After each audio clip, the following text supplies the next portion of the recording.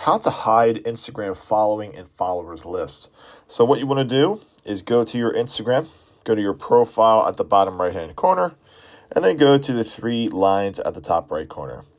So from here, you want to go where it says who can see your content, and you want to go ahead and hit account privacy.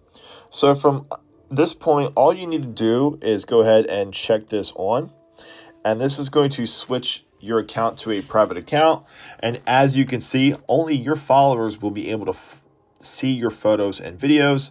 It won't change who can message you or tag you, but then you have the ability to approve who can actually follow you from this point forward and see your content if it's videos and pictures and things like that. Unfortunately, this is just the only way that Instagram is being able to do this. What you can do is go and review your followers.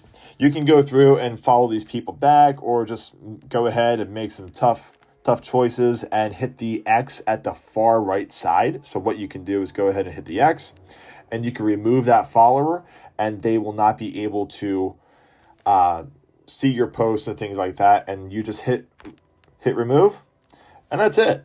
So that is how you do it in 2026. And that is it.